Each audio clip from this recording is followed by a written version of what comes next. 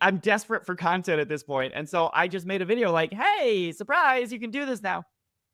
And it became one of my most popular videos up to that point. Not because anybody cared about putting UI in Italian, but because it was such a novel idea for HubSpot to release a new feature and someone to tell the customer base. Like that, I think it never in the history of HubSpot happened except on the inbound stage. This is the Built Happily podcast, where we dive into building apps, companies, and relationships in the HubSpot ecosystem. As HubSpot grows, so does the opportunity, and we put you in the room with the people making it all happen. Ladies and gentlemen, welcome to the inaugural episode, season 3 of the Built Happily podcast, and it's a special one. We finally, after 2 whole seasons, got the man, the myth, the legend, my good friend and yours, Kyle something Jepson. Kyle, what's your middle name? Anthony. Kyle Anthony Jepson. KAJ is in the building. KAJ. See, it's you know what I'm saying? We're going to talk Cage. Welcome to the cage. AKA Cage is in the building. Dude, Kyle, how are you doing, man? Good. I'm excited to be here. I'm so excited. After 2 full seasons of my agent pounding on your door, you finally let me in. Exactly. We finally made a room in our calendar. Yeah, I mean, Mr. Jepson was number 2 probably on when we first were like, we need to do this cast. Probably number 2 is like, we've got to get Kyle. Okay, next. Yeah, I don't know why it took us a year later. I'm going to be so honest, Kyle. That's on us. That's on us. I feel like, you and me do the live show every Monday. There's only so much Kyle you can take in your life. I get it. It's fine. I can take an infinite amount of Mr. Jepson. Okay. But I think I probably was just like, oh, we had to have had Kyle on, right? I think that was actually the conversation. I think we're like, we've had Kyle on, right? And we're like, no. And wait, really? Are you serious? We were just afraid to step to Mr. Jepson's neighborhood and just try to do something. Mr. Jepson's name. You did it, Mr. Rogers' I did, yeah. Really? Well, really? You mean, yes, I didn't make that up. It wasn't for real. So I'll start this off. So I always feel that I've been in HubSpot for an eternity. That's what it feels like, right? Because of all the things that have changed and all the ups, downs, all arounds in the HubSpot universe. But tell us about how you got into the HubSpot universe, because it's been longer than me, which is like 2019. Yeah. So I actually, it's fitting we're recording this in June of 2025 because I hit 10 years at HubSpot beginning of this month. And 2015, HubSpot was basically still a marketing platform. They had just launched the CRM, the inbound before, and it was still very lightweight and very beta. And I joined as a support rep for that little sales thing we were experimenting with. And I'd worked in SaaS before in customer support, so that's how I got in, and had no idea. Right? Huh? Back when it was Sidekick still. Yeah. I was a Sidekick support rep. That was my name. And did you work with David Karasik or David Karasik? I can't pronounce this. I can't remember. Oh, yes, I did. Yeah. David, right? Yep. Yeah. Oh, I still remember that. He started with me. Oh, did he? Okay. He'd already been doing the thing for a little while when we came on. Yeah. Yeah. So he joined the team a few months before I transitioned over to Academy. But yeah, when I joined HubSpot as a support rep, I had no idea what my career was in for by coming here. Dude, what was that like? Supporting a product that was like in HubSpot, but not quite HubSpot yet, but like almost HubSpot, but like planned to be part of HubSpot. Like, what was the those early days like running support for Sidekick? Yeah, it was interesting because we were in this little space in the Cambridge office, and the support team, we were there, but also the sales team, the people who are trying to sell this little $10 a month thing called Sidekick for Business. $10 a month? Yeah. It was basically like we didn't have sequences yet. We didn't have the meetings booking tool yet. Sidekick for Business basically just like it was email opens, right? I think you got email opens for free, but like you could only see like a week into the past, and you paid $10 a month, and then you could see the full history Yeah. or something like that. It was not much of a product. The CRM was basically just like contacts and companies index pages and the deal board view. Tickets didn't exist yet. Like it was small. It was a And baby. it was pretty cool. It was all email based support, so we were all just there. We get questions, and the sales team was around us, like calling and trying to sell this thing, and we had direct access to the product team that was building it. Andy Petrie, who's now like head of all things product at HubSpot, was just a product manager on this new CRM thing, and I really just felt in it, you know. And it's funny. There was this guy who would come, and Mike Peachy was head of the little sales team. And there's this guy who would just come and talk, just chat with Mike endlessly. And I remember I got so close to being like, hey, can you quiet down? I'm trying to work here. Turns out it was Brian Halligan. Like, I didn't know who he was. CEO, co-founder of the company. He was just really invested in making sure this little sales experiment we were doing was working. And it did work. And eventually he announced at a company meeting, hey, we've been operating like two businesses. We got to stop that. We're going to have one support team who supports everything. We're going to have one sales team who sells everything, one engineering team who builds everything. And HubSpot Academy is now going to teach people CRM and sales stuff. And the people on the Academy team were like, we're going to do what? Like, none of them had ever used the CRM. None of them really knew what Sidekick was. They were all marketers. And I had done a little bit of really lousy outbound sales when I was fresh out of college at a SaaS company. And I'd gone grad school and had some teaching experience. And so when Brian Halligan asked Mark Roberge, who led the whole little sales division, like, who on this team do you think could teach this stuff for HubSpot Academy? He nominated me, and I just basically got a walk-on role in the HubSpot Academy. I hardly knew what it was. And that really changed everything for me. Yeah, man. That's what kind of, because that's like when I was at HubSpot, the way I kind of found out about you was through Academy, right? Yeah. And seeing the Sales Academy videos and things like that.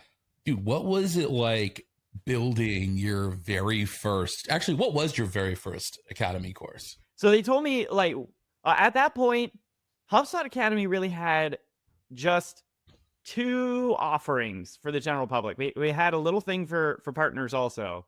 But as far as the general public was concerned, we had the inbound certification, which was really just inbound marketing. And we called it the HubSpot certification, which taught you how to like send emails and build landing pages and workflows, right? Yeah. And they said, we need some sort of CRM something. We need to teach people how to use this CRM. And for me, having been on a support team, not for very long, but for like 6 or 8 months or something, I knew what questions we got over and over again. I knew what people didn't understand. I just kind of pulled that together into like, these are the main tools I think we need to highlight. And the first version, it was like 4 very short lessons, one about contacts and one about deals and one about email tracking. And it's interesting. I think, I suspect, I don't know for sure, HubSpot Academy had only existed for like 3 years at this point. And for the first year of it, it was just like 2 or 3 people running webinars, right? This idea of pre-recorded training was still very new at HubSpot. And I think we kind of had this idea we would publish things and they would kind of be static for a while. But the CRM was so young and developing so fast. I launched my first course, and within 6 months, it was like horrifically unrecognizably out of date. And so I had to the HubSpot Academy had to invent this idea of, how do we update things? How often do we update things? What does it look like? And for the first couple of years, every 6 months, I just rebooted the course from scratch, because it wasn't a matter of just like adding a few little like entire new tools came out, and then it grew. We came up with this idea of Marketing Hub and Sales Hub. That was not a language we had before. And these tiers of starter, pro, and enterprise. What were they before? There was like basic and anyway, like small and big. Yeah. Time, or am I thinking of something different? Small, medium, and big, large. Something. I can't remember what it was. It was like a Marketing Hub tier or something like that. Yeah, I can't remember. My intuition, and I don't know because I wasn't at HubSpot before, but my sense is that this era when Sales Hub was invented and not even called Sales Hub yet, that's what kicked off. That's what brought us into this world of HubSpot changes so fast you can't keep up with it. And Yes, and that has kind of been my experience at this company the whole time. Like, we internally couldn't even keep up with it. I have no idea how our customers are supposed to keep up with it. And it has only accelerated over time as we have invested more and more in R&D and the size of our product team and stuff. And so I've never thought about it, but that's actually a really interesting place for me to begin my journey at HubSpot. yeah.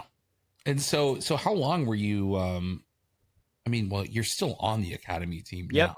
that is true. But there was I feel like there was a stretch between you joining Academy, you're pumping out a ton of content, and then I think you started doing more of the evangelism stuff right around the time of the pandemic. Right? Yeah. Like, so yeah. Because what I'm trying to lead us to, I'm trying to tell us, I want the Kyle origin story, right? Yeah. Leading up to when HubSpot tips and tricks started, right? Because that's the tipping point. On the Built Happily podcast, like we celebrate things that people have built on HubSpot, be it communities, careers, right?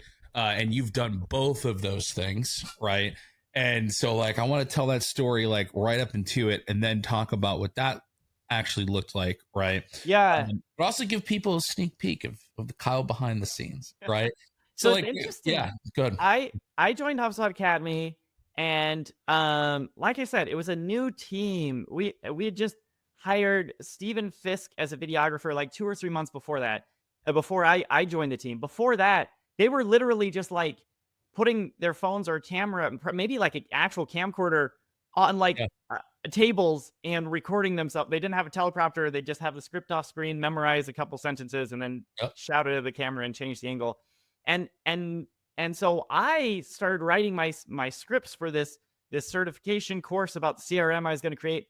And I was like, should someone like proofread these or something? And this was a novel idea. It never occurred to anyone. And so I like did a read through of my scripts to my team, and they gave me feedback, right? And it's sort of ironic that I'm the guy who pushed for that, because very rapidly as we began to grow at this point, we started expanding into other languages, and we built this kind of editorial review team to make sure everything was good for localization. And HubSpot Academy it went from this very scrappy thing in just a few years to a place with very robust, fairly rigid content production guidelines and protocols.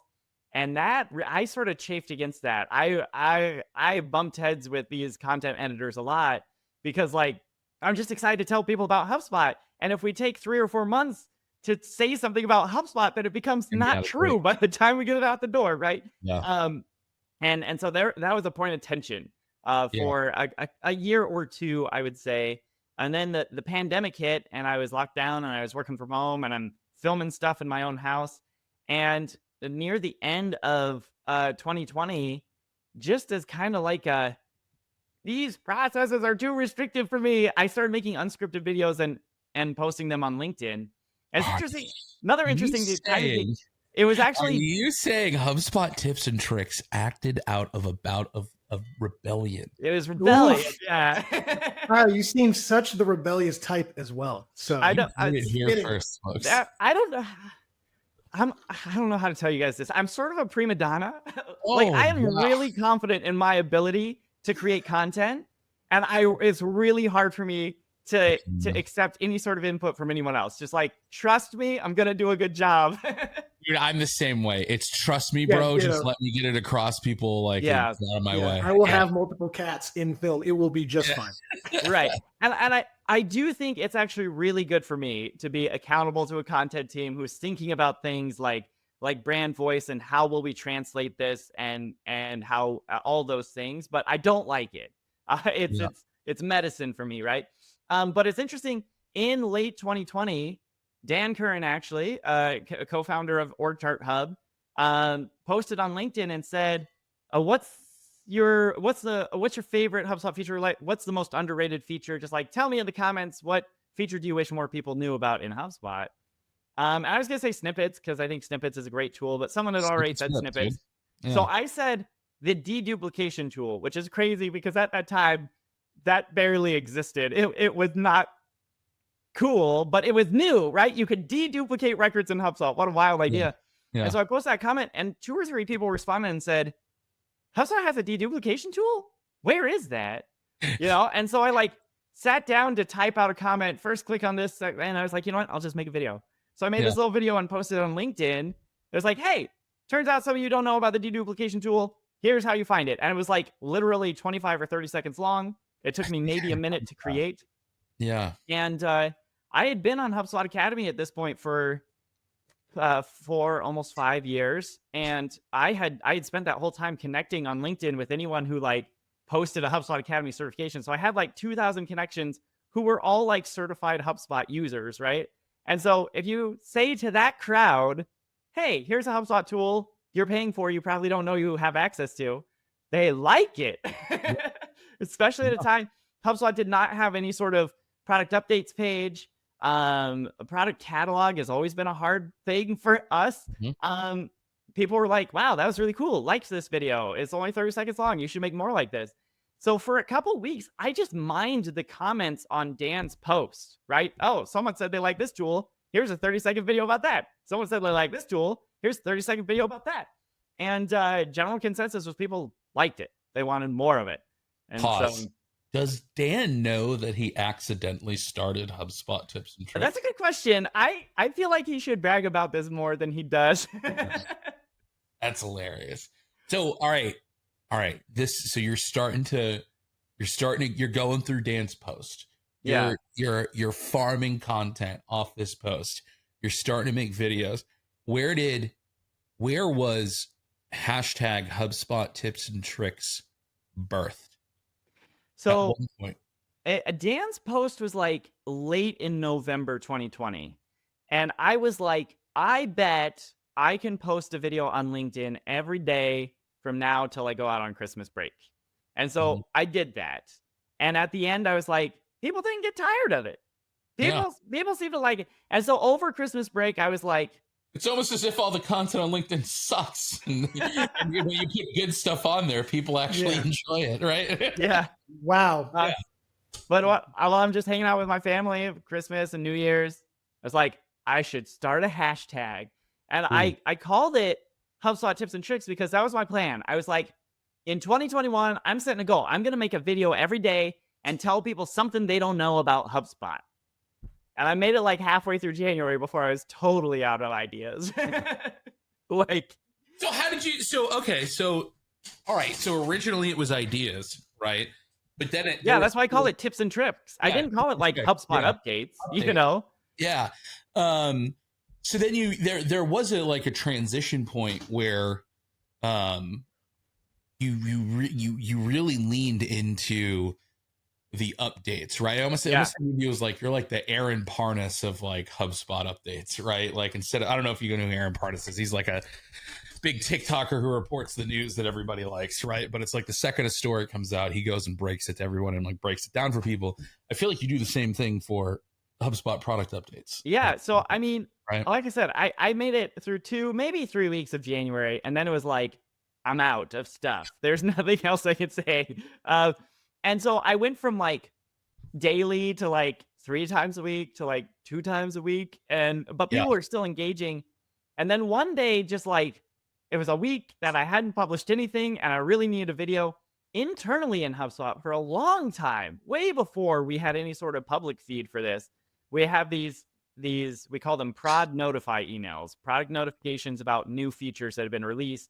And I think the intent was just to like, let the customer service team know. So if someone calls in with questions, they can know that this thing happened. But one of those came through and it was like, the HubSpot UI is now available in, I forget, like Italian or something. Yeah. And I was like, I don't know if I'm connected with anybody in Italy, but I'm desperate for content at this point. And so I just made a video like, hey, surprise, you can do this now. And it became one of my most popular videos up to that point. Not because anybody cared about putting UI in Italian, but because it was such a novel idea for HubSpot to release a new feature and someone to tell the customer base. Like that, I think it never in the history of HubSpot happened except on the inbound stage, right? Yeah. And that's when I realized, like, wait a minute. I get these emails just cluttering up my inbox. I find them sort of annoying every time the product team ships anything. But there are users out there who would love to get their hands on this information. Yeah. And I wish I could remember. I bet in early 2021, Prod Notify emails were coming out like 3 or 4 times a week. But I had a huge backlog of them, right? And so I was able to do this daily cadence for a long time as HubSpot really started ramping up to. It's wild to think there was less than an update per day in 2021, and now in 2025, it's like easily 4 or 5 a day, right? Yeah. Like I have a whole separate folder in my Gmail. Those Prod Notify emails still come out, and it is That's crazy. now I get to pick and choose the ones I want, right? And I've been doing daily HubSpot tips and tricks videos, or essentially daily, for I don't know, like 4 years now. And In 4 years. Yeah, well, that's the thing, right? Like everyone with dude, content it's creation, consistency 2025. is key, Holy right? shit. Consistency is the key when you create content. It's like if you do one post, nothing's gonna happen. You have to do 100 before anything happens. Do 100. Yeah. You've gotten, well, thanks to HubSpot, and it's this flywheel of innovation of everything, or every single nook and cranny being updated.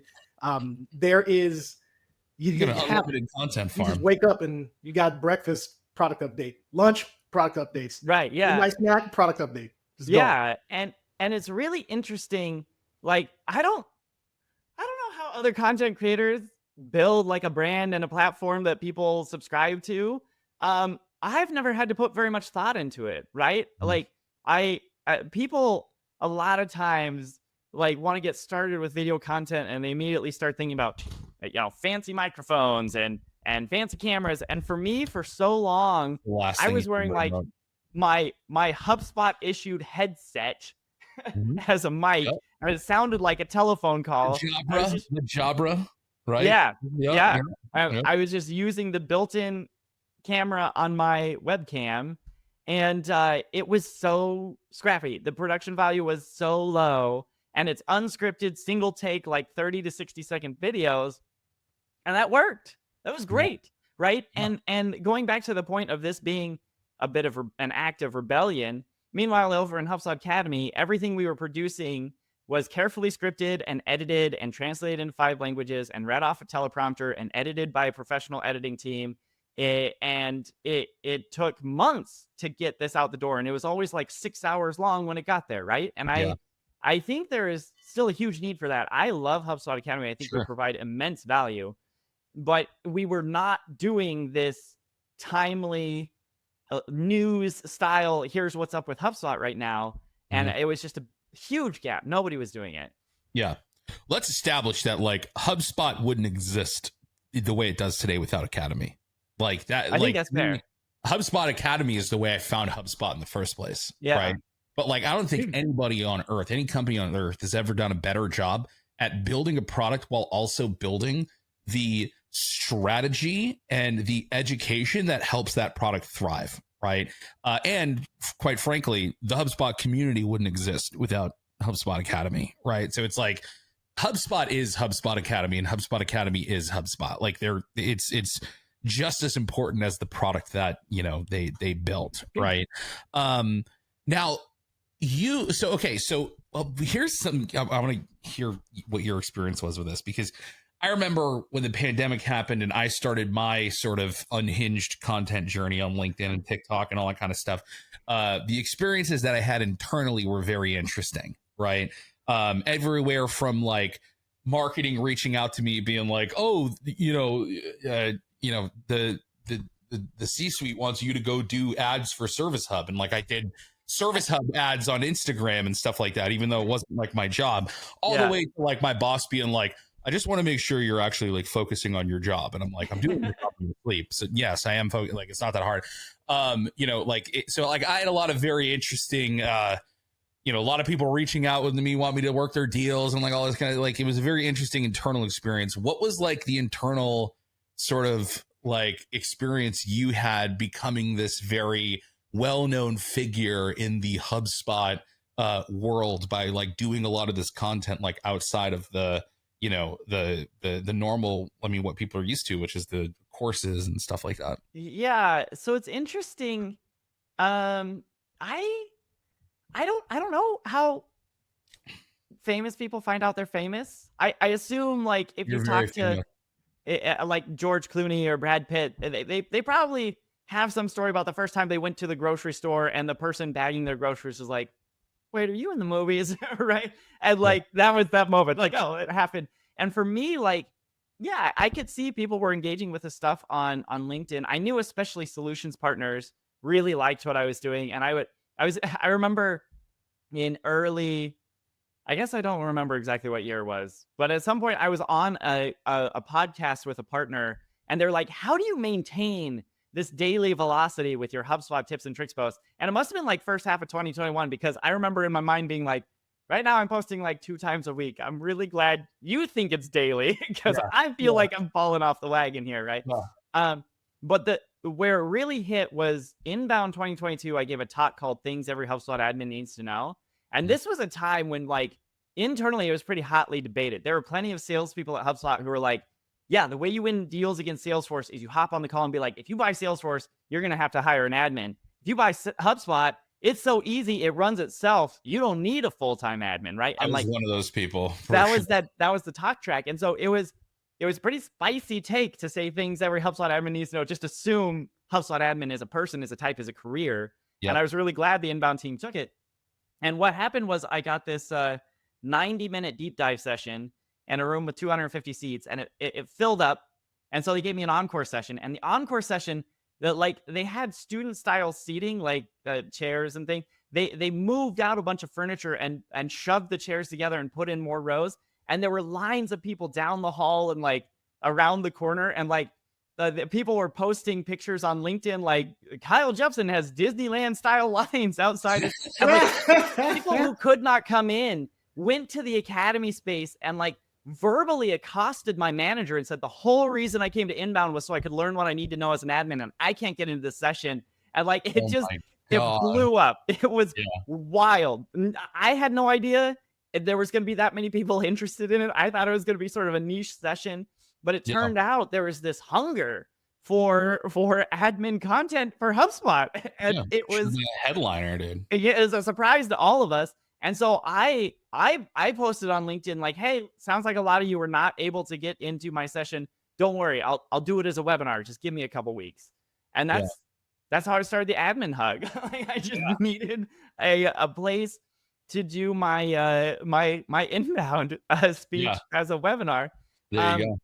And about that same time, HubSpot was in early iterations of changing its main nav. And I was like, well, I have a hug now. Hugs are supposed to meet quarterly. I bet I can do a quarterly webinar. And so I reached out to the team that was doing the main nav. I was like, "Hey, do you want to like come present to some admins?" And they were like, "Sure." And then other product teams started reaching out to me like, "Hey, we heard you have a group of admins that the nav team got to present to. Can we present also?"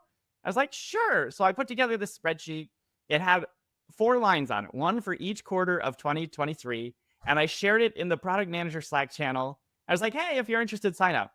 And it filled up. So I expanded it to 12 slots, 1 a month. And that filled up. So I expanded it more to weekly, and that filled up. And I was like, well, we can do this, but weekly webinars are going to burn people out. There's no way people are going to keep coming week after week to talk about admin stuff for HubSpot. Like that's just, but fine. You know, there's interest on the product side. I will produce these events. And now, I mean, it just steadily grew, right? When I launched that hug in fall of 2022, I asked the hug team, "What's the biggest hug in the world?" And there's one in London that has 2,000 members on the books, and that's sort of an outlier. And like I surpassed that in like 4 or 5 months, right? And we have like 7,000 or 8,000 members at this point. Jeez. And on a weekly basis, we easily have 200 or 300 people actually logging into the webinar just to talk to product teams and find out what's happening at HubSpot and give feedback and get their questions answered. And the thing that's really magical there is the admins are so eager to have an inside look at the product and the thinking behind it and to give their feedback and to know what's coming so they can prepare for it. And the product teams are really desperate to connect with users to get feedback, to ask questions. And so like, this is another place it really takes no effort for me. I just need to create room for the product people to meet the admin people and the admin people to meet the product people. And it's been a remarkable success. And people ask me sometimes like, Kyle, love what you've done with the admin community. How can I build a community like that? It's like, it's not something you do. It's not like you build really great content, or it's not like you get really famous people to speak. It's that you sort of serendipitously find two people who have needs that complement each other. Sure. And you bring them into a space together, and they show up week after week. And so that's been that. And all of this kind of spurred a new role for you at HubSpot, right? Yeah. Like you're now a product evangelist, or I don't know the exact so for it. I think it's by the end of 2022, between doing daily social posts and weekly webinars, and speaking on podcasts and things, like I was not really doing my job as an academy professor. I was missing deadlines on the content I was supposed to be producing. And I remember I had lots of conversation about this with my direct manager, but I remember a call I had late in 2022 with Courtney, who is the head of all of HubSpot Academy, Courtney Sembler. And I said to her, I don't know what to do, because I'm not doing my job as a professor. So I guess you would be well within your rights to fire me. But I'm not going to stop doing this social stuff in the webinars, because I'm the only one doing that. And everybody loves it. And I don't know what to do. And she, at the end of 2022, when we're planning 2023 and people are talking about headcount and stuff, she put together this proposal, said we needed to find a new role. We need to move Kyle out of the professor space, let him figure out what this evangelism thing looks like. And she ran it up the chain of command and got it approved. And they invented this new job, and they were like, Kyle, figure it out. And that was the beginning of 2023. And 2 years later, now still we're figuring here. it out. But what was the what is the I guess kind of like what do you kind of see as like the future of that role, and like the stuff that you want to kind of like accomplish as like the evangelist over at HubSpot? Like, is it more community stuff? Is it different types of content? Is it expanding the team? What's your roadmap looking like, dude? That's a great question. So one thing I really love, not an exercise, that's really formal, but like a question my manager asked me a lot is, if we think 5 years down the road, and evangelism is now no longer just you, Kyle, it's a team. Who's on that team? How many people? What are the jobs? What do we need to do to get from here to there? And my question on that has evolved a lot over the couple of years I've been doing this now. But I think it's pretty clear that I have really carved out for myself a niche in the HubSpot ecosystem that is very focused on admins and bends toward new functionality. There is no one at HubSpot doing the kind of work I'm doing to help new users fall in love with HubSpot. There's no one doing the work I'm doing specifically focused on marketers or sales teams, or like I have taken a very particular chunk of the HubSpot pie, and I feel like over time I'm just reinforcing that more and more. I'm continuing to experiment with like new types of content and new places to speak, but I always kind of come back to admins and new functionality. And I think there's a lot of evangelism type things that could be done to help people who are new to HubSpot, to help people who are considering HubSpot, to help people who have a role that is not an admin role. And I suspect someday, if we have more than one evangelist here, it'll be people who are working on that, right? We'll have someone who can just really speak to sales teams in HubSpot, right? Who can really just get that VP of sales fired up about deal stages or whatever it is. And I think you're really right, because as we with people and teams that are leveraging our apps, right? Like an event Hapily, where there's an event manager using it, but also finance is using it for expenses and getting out of a spreadsheet and bringing more things into HubSpot. I think opening those doors to those other departments, non-HubSpot admin, like we bleed orange, we know everything all the time, we're just trying to further our knowledge. It is the introduction of, here's why your company is using HubSpot now and how it helps you and those individual kind of satellites around the door.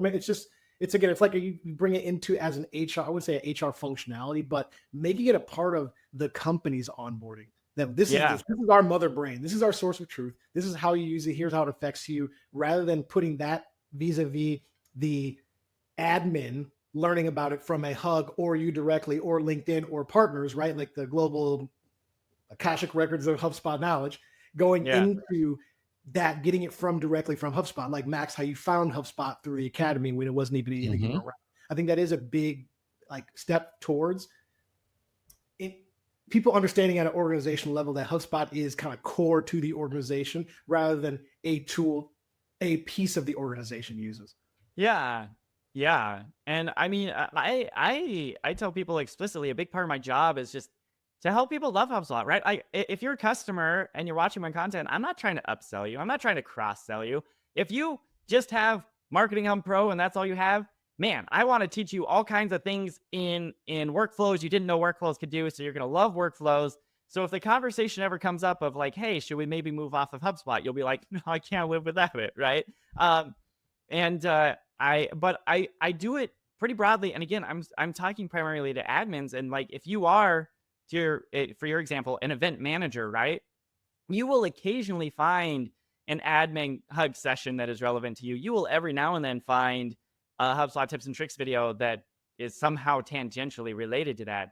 But you could probably really benefit from like someone just talking specifically about that topic, right? And I think, I don't know what the big ones are. Admin was a surprise, right? I just stumbled into that one. It could be there is some huge pool of another type of user that HubSpot itself doesn't even recognize is there.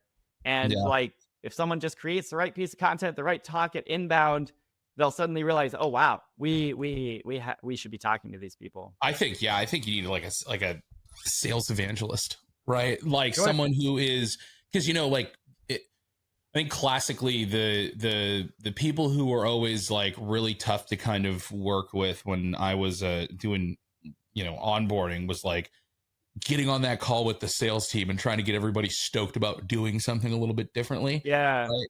And like, I think, if you're saying like, who's that next niche, if you could find a super HubSpot nerd that really knows how to talk to salespeople and what's really important to them. Right. And I think like you did this when you were the sales, because you were the sales professor, right? Like you did that. Now you're more broad HubSpot, right? But like someone who really knows how to like talk to sales teams and get them as stoked on HubSpot as you do for admins, right? That could speak to them in their language, right? I think that would be a really interesting and I think like, I produced a ton of sales courses for HubSpot Academy, but I was primarily a sales researcher, right? I would talk to people who were in the job. I would talk to anyone I could. I would read books and blog posts and things. I would distill that into a script, which I would then read as charismatically as possible off of a teleprompter, right? But if you sat down with me and like, you're a VP of sales and you're like, yeah, we're facing this challenge, how would you fix that? I would be like, give me a minute, let me check my notes, right? Yeah. And that's not what you want from an evangelist. You want someone who's like been in the belly of the beast with like getting someone a sales team. Someone you can relate to. Right? And like really feels it and has been there and can speak to it.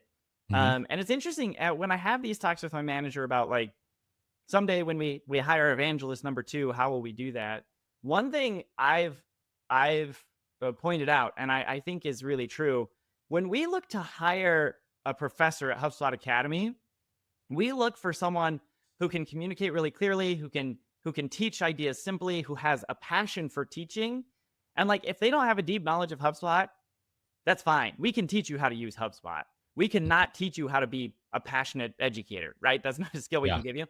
And with an evangelist, I think it's almost exactly the opposite. If we could find someone who is just bonkers in love with sales implementation of HubSpot, and they're not a great instructor and they aren't a super clear communicator, like we will take your enthusiasm and passion and we will help you bridle it and direct it in a good way, right? I think the idea of evangelism as HubSpot is defining it is just this really genuine sincere. For whatever reason, I am just madly in love with HubSpot as a product, right? And my heart goes out to all these admins who are trying to make it work for whatever business they're in. And people feel that, right? Like, I don't need a teleprompter to help me do this. I feel the same way. I couldn't ever go and evangelize a different SaaS product. Right. I was like, when I was a trainer, you would never catch me going and being a trainer at a different SaaS company because I didn't give a about those other products, right?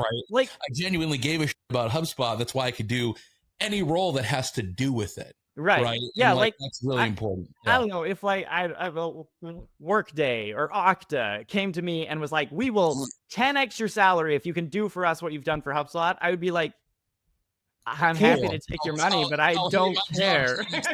Yeah, totally. Yeah. Like, I don't love either of those platforms. I had someone, Microsoft came to me when I was here, Max, and they wanted me to go be an evangelist for Microsoft products. And I'm like, I could care less about Microsoft products. Like, how do you expect me to go there and be an enthusiastic evangelist about something I don't give a shit about? Like, I just can't, I couldn't do it. Yeah. And this is the thing that actually really distresses me. I feel like the world as a whole, and tech in particular, is getting this idea of evangelism. We want someone who just can't help but take to social media and say how great our brand is.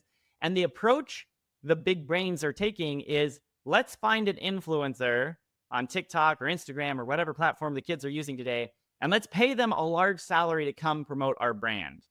And I don't think that's a good strategy, because even if they fall in love with your product and are sincere, which is not a guarantee, they are now just a hired gun. It's the same problem with like stealing the best salesperson from your competitor, right? Like, if someone comes along with a higher salary they can offer, you lose that person. And like, so many of the, if these are influencers who are real influencers, they're making pretty good money on their own. They don't really need your salary, right? And so like, how do you entice them to come do anything for any length of time? Like, you've got to find someone from within, either someone who's already an employee or someone in your ecosystem who just takes to the web and can't stop talking about how great you are, and then just make it their job. And I'm really glad that like the HubSpot YouTube page kind of like figured that out, because like I remember when I was still with the company, like the YouTube team hired some like makeup influencer to come be like YouTube talent. And I remember training them, and I was like, this feels like a mistake. Like, I don't know.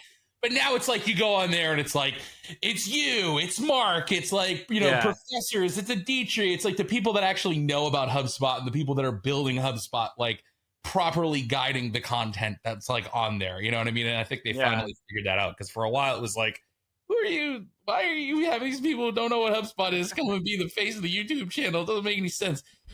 What are the kids doing nowadays? Like, whatever platform there are. And this is the generation that's upcoming that people are listening to or are creating audiences. And they themselves wouldn't be able to jump on a ship that they don't care about.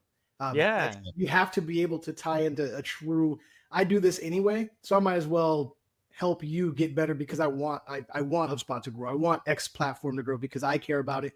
And most of the real big programs for affiliates and influencers do that. They build the community of people that are supporting it. Like, there is a HubSpot ecosystem, right? Like, we all know each other, talk to each other, see everything we're doing, and that kind of bubbles up the intention of people spreading the gospel ridiculously, because it's just part of our bloodstream. We're all connected by this sprocket. I'll say it. Yeah. And that's the biggest thing, man. Well, I can't even express how great it was to have you on the show, Kyle. We like to ask a few questions before we sign off. My number one question for you, which is, I'm sure it's burning in everyone's ear, is, what's your favorite fruit? Ooh. Favorite fruit? Favorite fruit. Like the food. Food? Yeah, like the favorite fruit. Yeah, literally, the fruit. It usually comes from trees or vines. Dax asks 3 completely random questions at the end of every episode to get to know you better. I really love grapes. I cannot. Green or purple? Grapes, all grapes, any grapes. I love them all. Like a Concord grape. I think he's studied the grape, but is the number one. Number 2 question, Kyle. breakfast cereal of choice. A lot of food heavy questions today, Dax. Yeah, I love it. Hungry, man. Yeah. This is where we get into the I don't know, like this odd quirk. My standard breakfast every morning, had it today, have it every day. I take a bowl, I put just some raw oats in it, I put some raisins in, and I put some nuts in, and I pour milk over it and eat it like cereal. I don't cook it and turn it into oatmeal, just raw oats and nuts and fruit. You say that, which is super funny because I frequently have done the same. Literally Really? take time. Yeah, just because I'm just lazy. It's like, come on, buddy. It's actually really great. I like it a lot. What's a raw oat? You take just the like bag. Just like oats. Like normally you would put oats in a pot with water and boil it and turn it into oatmeal. Like softening and stuff. Yeah. Mhm. Yeah, this is just oats straight out of the bag.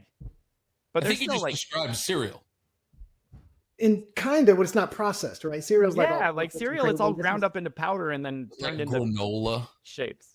Granola It's kind of like that, just without or any like oats before oatmeal oats. Correct. Yeah. Like it still looks like a wooden leaf. Like yes, that is oat. correct. Yep. Accurate description. Not a oat of sorts like we have. No, this I mean, that is oat. an oat, right? It's a wooden leaf. You've mean, now how made a is new it brand. Wooden leaf. Wooden leaf is the brand. I need to make Wooden leaf. t-shirts. Yeah. Last question, Kyle. We'll let you run. The last time that you cried happy tears. Oh. Cried happy tears. Indeed. I don't know. Probably when Push to Sandbox came out. Put the sandbox.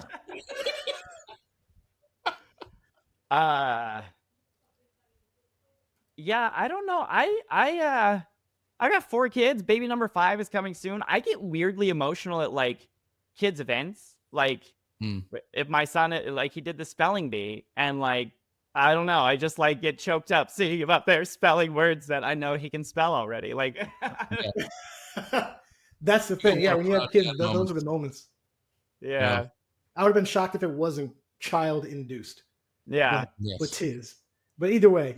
Congratulations on number 5 on the way. Congratulations on number 5. Yeah, You're dude. way outnumbered. Way outnumbered. Yeah. So this is well, we appreciate you jumping on, man. Everybody knows who you are. Everybody knows where to find you. And we're going to be staying tuned. So thank you for what you do. I've learned quite a few things. I mean, every single day I'm like, oh, what did you release? I already know what Kyle came out with. That's the thing. You guys, I appreciate it and appreciate you having us on. For anyone who's listening, don't forget to tune in every Monday morning where Kyle and myself do the Monday morning briefing. If you want to just annihilate your Monday morning with a fire hose of all of last week's HubSpot product updates, we'd be overjoyed to have you tune in. Absolutely. Anything else you want to plug, Kyle? No, that's about. I mean, I'm about to go on leave. So I don't have anything to plug at this point. The plug is get ready for Kyle not to be here for a little bit. He's taking some well-deserved time off to be with number 5. So awesome, man. Well, dude, thank you. This has been a long time coming. We appreciate you being the very first of season 3. And I couldn't think of a better guest to do it with. So Indeed. Appreciate you, man. Thanks, guys. Thanks for having me.